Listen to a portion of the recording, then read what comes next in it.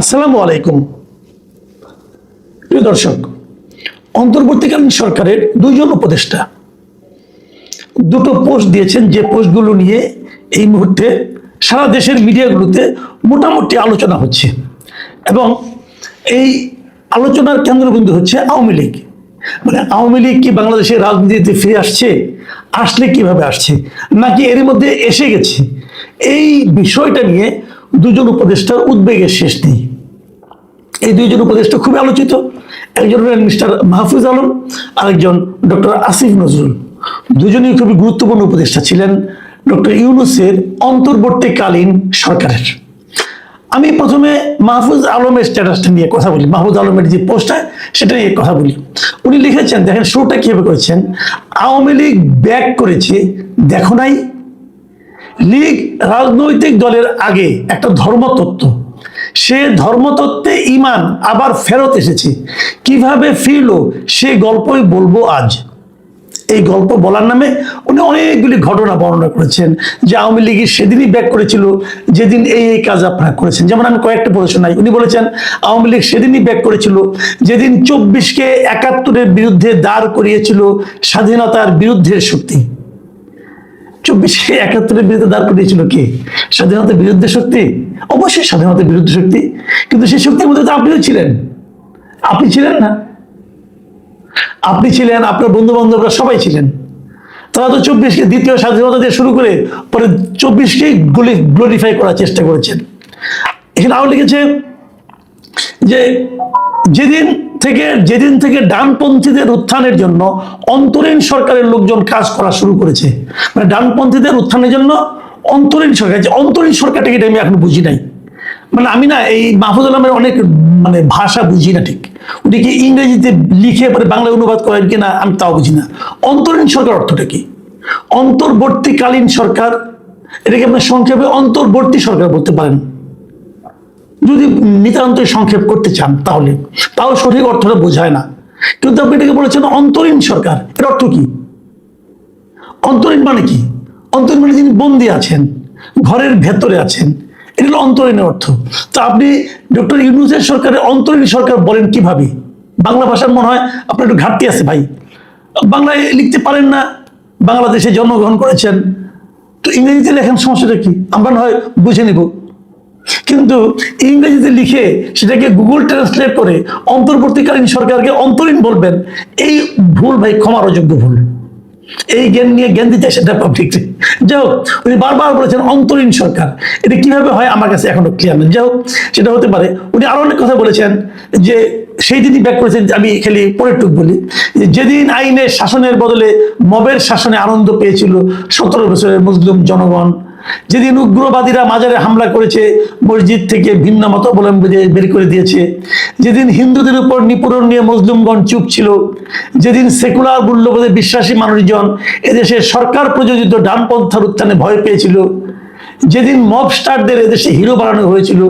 এই মবস্টারদের হিরো তো আপনারা বানাইছেন, আপনারা বানান নাই। যারা মব করেছে তাদেরকে আপনারা সম্মানিত করেছেন, যাদের উপর মব করেছে তাদেরকে আপনারা ভিলেন বানিয়েছেন, যিনি মার খেয়েছেন তাদেরকে ভিলেন বানিয়েছেন, তাদের বিরুদ্ধে মামলা করেছেন, আর যারা মেরেছে তাদেরকে আপনি হিরো বানিয়েছেন। এটা আপনার সরকার আমলে হয়েছে এবং ওই সরকারে আপনারা ছিলেন। এরকম আরো অনেকগুলো কথা উনি বলেছেন, ভেরি ইন্টারেস্টিং কথাগুলো, যেগুলো নাকি উনি ওই সরকারে থাকাকালীন কখনই বলেন নাই। আমি অত ডিটেলে পড়বো না, আপনি পড়ে নিন। এটা অনেকে ফেসবুকে শেয়ার করতেছে, ফেসবুকে গেলেও পাবেন, এটা ওপেন সবার জন্য আছে। আমি কিন্তু কয়েকটা কথা বলবো।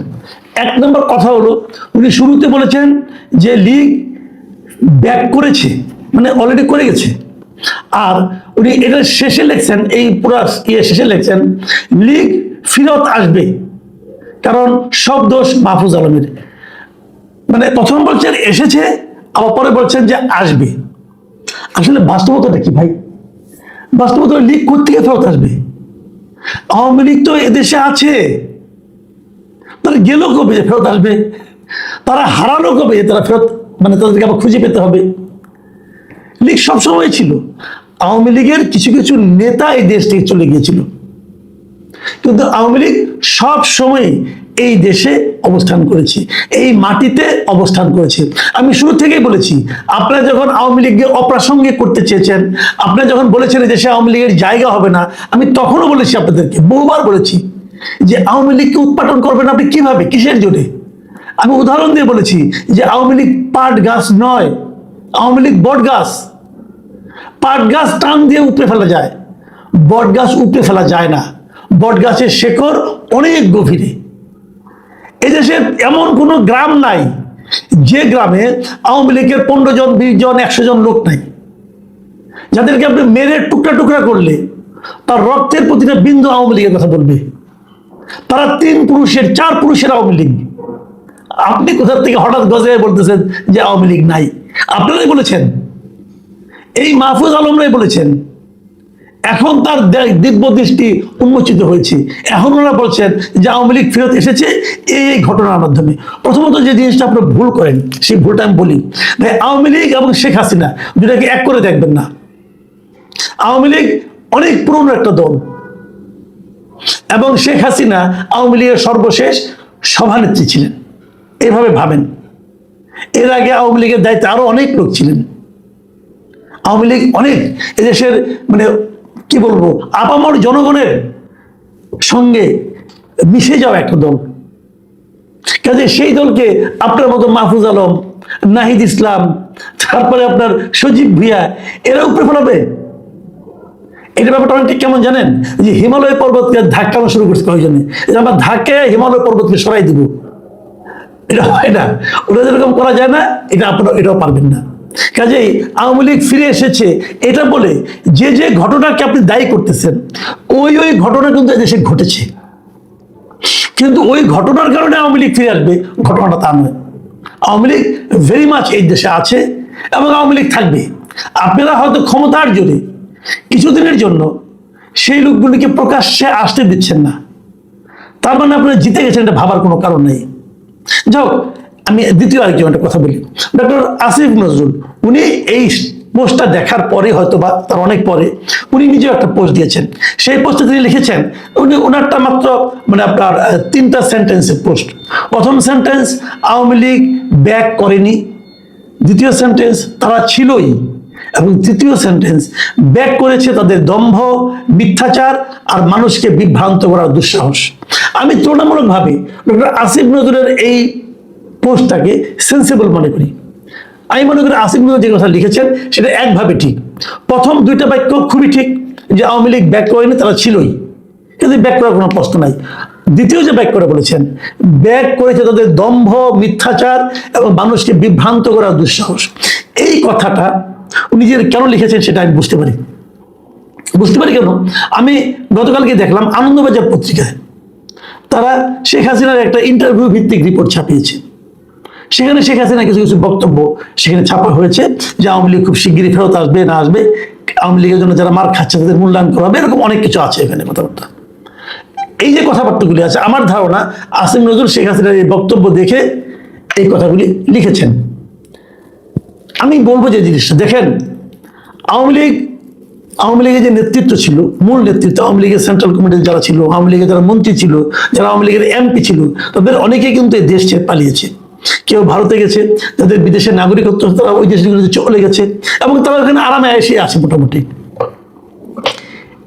এরা কিন্তু আসলে এরাই যে আওয়ামী লীগ তা কিন্তু না, এরা আওয়ামী লীগের সুবিধাভোগী একটা অংশ।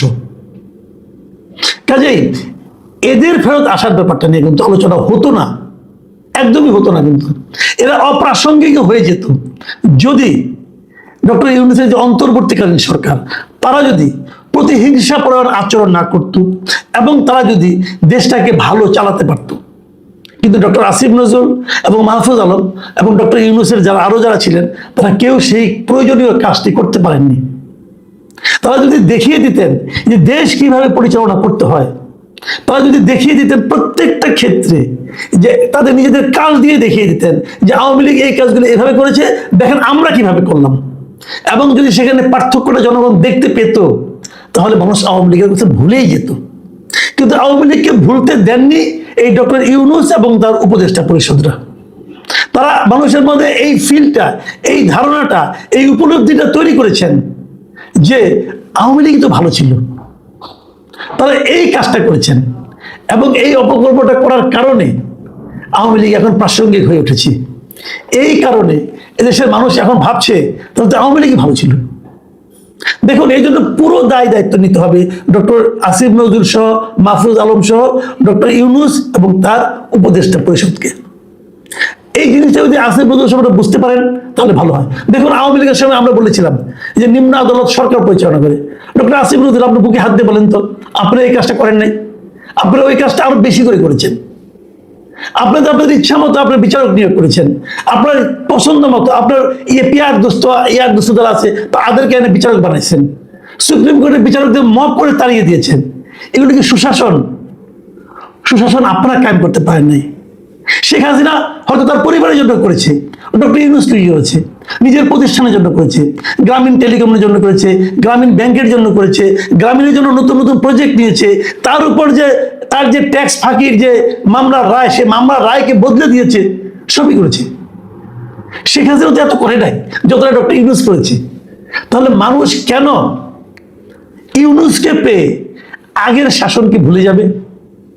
বরঞ্চ আপনাদের পেয়ে তারা আগের শাসনের কথা মনে করেছে যে তারা তো তার কিছু উন্নয়ন করে চুরি চামারি করছে, কিছু উন্নয়ন তো করছে। আপনারা কি করেছেন?